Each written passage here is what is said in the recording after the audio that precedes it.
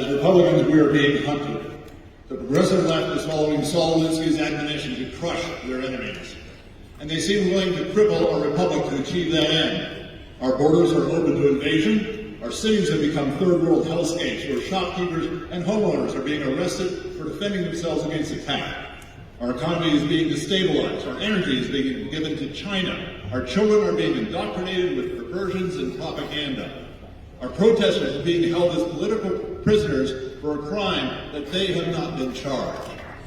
Our elections are tabulated by machines whose software, by contract, cannot be audited or even inspected. And those that question any of this are canceled, silenced, and called phobic or racist or fascist. In Kootenai County, Democrat Party leaders affiliate Republican and run as Republicans in our primary. Those that ascribe to Democrat policies hold a majority of the seats and a majority of our taxing districts. Oh, how I pine for the days of Tip O'Neill and Ronald Reagan when we could disagree without being disagreeable. Sadly, those days are gone. They have brought the fight to us, and fight we must. We must not tolerate a future where our children will huddle in the ashes of our once great republic and ask, how did this happen? As Republicans, our greatest strengths include our independence and our self-reliance. Sadly, those are also our weaknesses. We hate being told what to do. Wear the mask, take the jab, use these pronouns, bake the cake. Our party as Republicans can only be led by example, not edicts or orders. Administration and fundraising are needed, but alone are insufficient. We need a fighter who will lead by example while giving counties and legislative districts the latitude to fight in a way that is effective for them. Mr. Chairman, it is my honor to nominate Dorothy Moon. Thank you.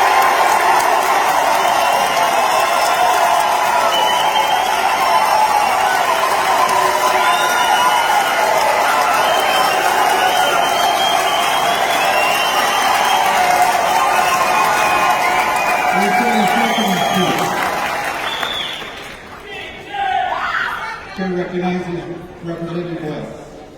Thank you, Mr. Chairman. I am happy to welcome our new chairman, Dorothy Moon, this representative that I have worked with for many years. We all stand on the shoulders of the giants that have come before us. And I work for one of those giants, Congressman Helen Chandler. Dorothy reminds me so much of Helen. She is fearless when it comes to helping people who have no one in power to help them.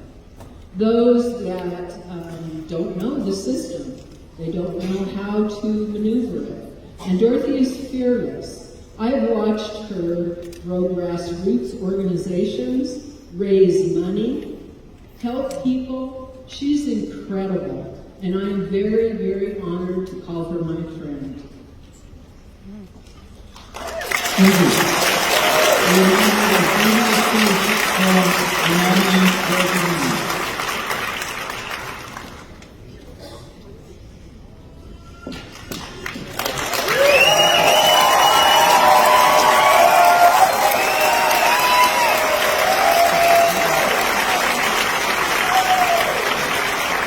Wow. What a terrific crowd this is. I've got to get my glasses on and get tears out of my eyes. Thank you. What a terrific crowd you all are. This may be larger even than before the pandemic, but my friends, I'm very proud to be with you now, and all of you first-timers. The first thing I want to do is to congratulate the statewide nominees and to remove any doubt about where I stand. The primaries are over and my heart is strong, and I'm committed to seeing Republicans up and down this ticket get elected in November.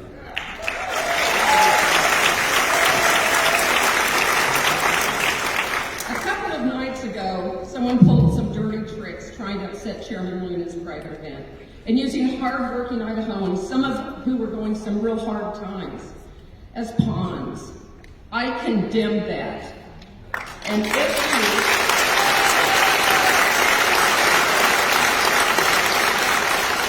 if I am your chairman, there will be no more dirty tricks. We will never treat hard-working Idahoans with anything less than full respect. And the men and women who are working 9 to 5 and paying $5.50 for a gallon of gas, they are the backbone of our party.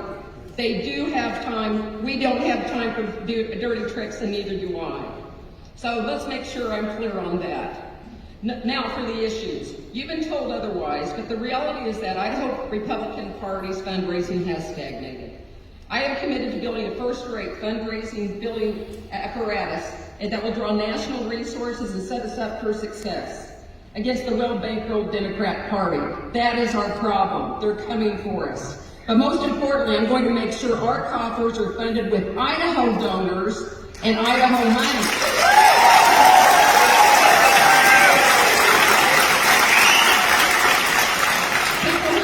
And know our candidates and support our platform. Our party needs a stable and sustainable financial foundation. With your help, we'll build that foundation. Next, our infrastructure needs some updating. I don't want to offend some of you old timers, of which I'm one of them, but you know what? George Soros is very well funded. And the AM radio is great. I love Bill Coley here on KLX. He's a friend. But we have to expand into the new generation of Instagram, TikTok, and all these blogs that people are listening to. We have to modernize the party and reach out to our younger voters. And here's the frustration thing. This doesn't cost anything. Just a lot of gumption. And that's something that we have. I'll be getting our message out on these platforms, and I'll make sure our candidates are reaching out to everybody who can vote for them. Another thing, as your chairman, you can count on me to share your principles. You won't catch me hosting a convention at a location that strips visitors of their Second Amendment rights.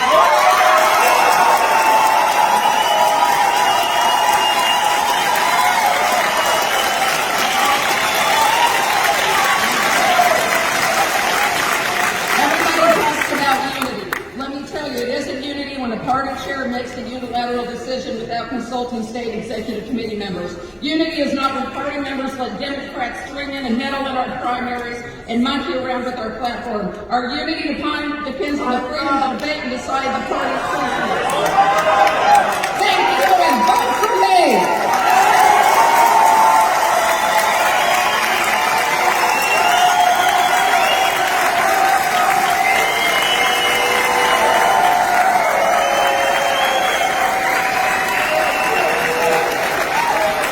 Are you ready for the nominations for the office of chairman? Nominations?